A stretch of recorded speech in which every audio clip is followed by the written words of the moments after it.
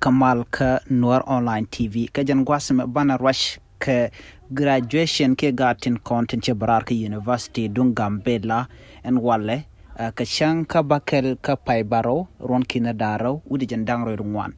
en wale rewi ka Gambela che ganwari to shop ke kit rei dul gorka shika graduate mnyone jagwa en wo ka ne tungwana long ka nuare len kanere kon la ber ka ngwan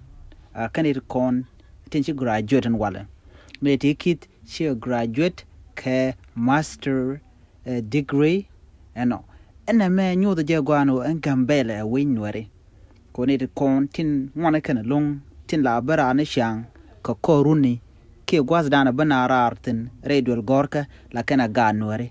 kanere kon ngwana long batin gorba kai skole ten bukulo ka university shigadul gorka manala gad nuare wutin la ngwana nuare bane lenken dor ten kokien ka ngwan re wika Gambela la pengu dide long la berar ka korunka monyo da gwano ka korun tin be en Gambela kelio gorka dial buka nuare ne kon buka rwach buka nuare shika ne kokien shikan biya ber ke joro kokien ko ngwana nuare ten kontin berar ka university re runten kon tin bakarar kaje en walle shiler mu gwache ben no shiganu wer shop ke kit wonyam shika barar radio gorka ka university dung Gambela ashane tin content ku graduate gonna to goal ka university ni tin kontre we ke Ethiopia shaka martin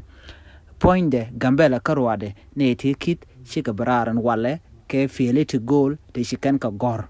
en gwar shikan gor kaje shala don wo shikan kaling bikan wari ke Gambela bikan kanang niam ka duobadan ke je ke bikan Gambela bikan ladika na me agenda na inshallah no shika bararan wale ka shika lan mugwana jen shikana lat lenga jen ne ti kit kan ware won yam shika graduate an wale ka Gambela